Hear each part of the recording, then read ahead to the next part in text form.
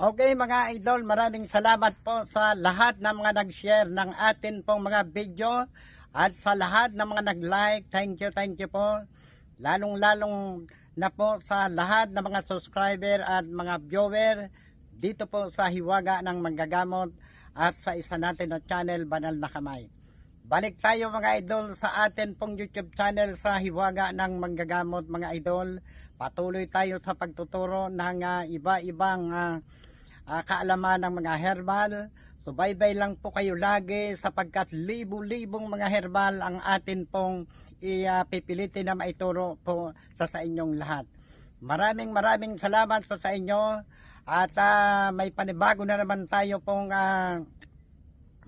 ituturo sa inyo ang mahiwagang herbal na tinatawag pong santan mga idol.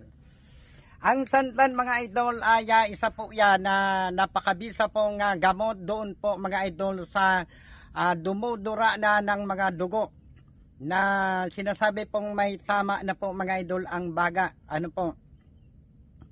Lalong-lalo na po doon po sa mga mahilig pong matulog doon po sa semento, mahilig maglasing pagkatapos na kakahiga o natutulog na kung saan-saan parte dahil sa kanyang kalasingan, nauulanan, nalalamigan. Okay, doon po mga idol sa dumudura ng dugo, tinatamaan po ang baga. Number 1 po mga idol ang bulaklak ng santan. Okay, sa ibang katawagan ay hindi ko alam kung ano ang tawag ng santan. Pero dito, santan mga idol ang tawag niyan dito sa Bicol. Ano po? Ang pagsasagawa po niyan mga idol doon po sa may mga karamdaman na nagdudura ng dugo. Ano po? Ay kukunin lamang po mga idol yung pinakambulaklak dito. Pagkatapos po ilagay po sa baso. Ano po? Okay, at pagkatapos po buhusan po mga idol ng mainit na tubig. Ano po? At pag maligamgam na po inumin, doon po mga idol sa nagdudura ng dugo. At yung mga baga natin, ano po, kung kulang na, kay pinapanariba pa nito, babalik po sa dating kalagayan ng atin pong mga baga. Okay, tatandaan po yan ninyo mga idol. At ang isa pa po nito mga idol, doon po mga idol sa walang ganang kumain. Ano po? May mga tao pong walang ganang kumain, matabang ang panglasa. Ang pinakang ugat po nito mga idol ng santan, ano po? Kumuha lamang po kayo ng ugat niyan. Ano okay? Okay, pagkatapos po dinisan, balatan. At pagkatapos po pakuluan doon po sa 3 basong tubig. At pagkatapos kung 1 baso na lamang ang natitira, ilagay sa baso, inumin pong maruligamgam pa, yung mainit-init pa. Pangpagana po yan mga idol doon po sa mga, wala nang ganang kumain. At isa pa po doon po sa mga kababaihan na ang regla po ay dili at pautay-utay. Nilalaga po mga idol ang pinakandahon po nitong santan.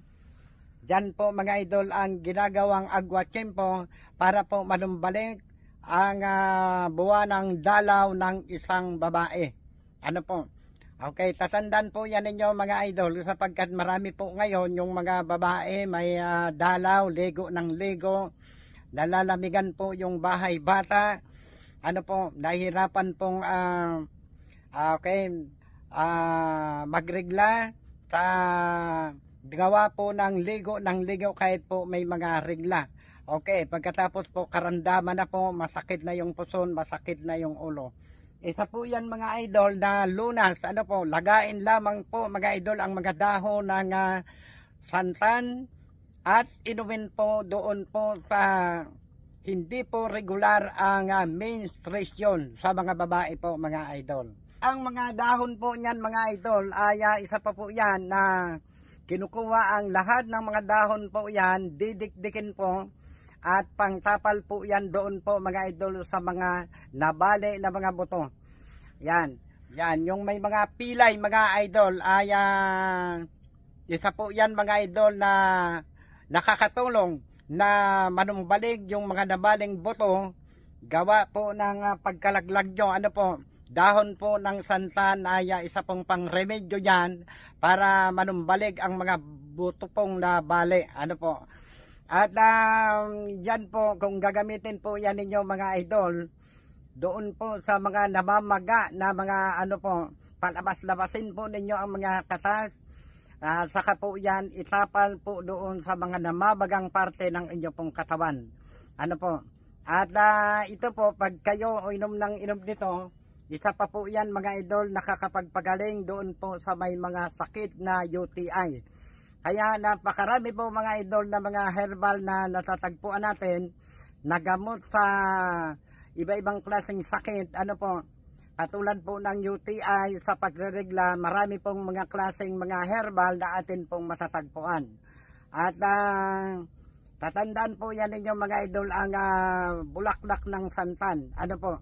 Ay isa po yan napaka mahalaga, lalong-lalo na po doon sa mga matatanda na wala na pong ganang kumain. Kunin lamang po ang pinakang ugat niyan, lagain po yan, saka pong gawin agwatimpo para manumbalik ang sigla sa larangan ng pagkain. Okay? At yung doon po mga idol sa may mga eczema, number 1 pa po yan na panghugas doon sa mga sugat. Okay, may mga sugat po, napakagaling po yan panglanggas sa may mga sugat. Okay, tatandaan po yan ninyo mga idol ang benepisyo ng herbal po o halamang santan na tinatawag. Okay mga idol, ay maraming salamat sa inyong lahat. Huwag ninyong kakalimutan na mag-subscribe sa Hiwaga ng Magagamot at sa Banal na Kamay, sapagkat sunod-sunod po doon ang ipag-a-upload ko na naman ng mga orasyon na iba-ibang mga karunungan.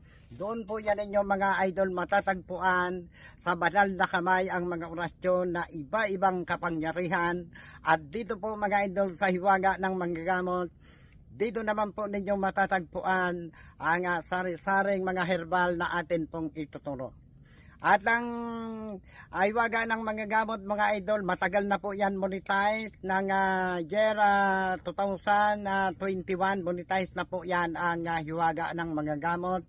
Kaya nagsasahod na tayo dyan at nakalahating taon tayo dyan mga idol hindi nakapag-upload sapagkat sa pagbibigay po natin ng iba-ibang mga tulong sa atin pong mga kababayan.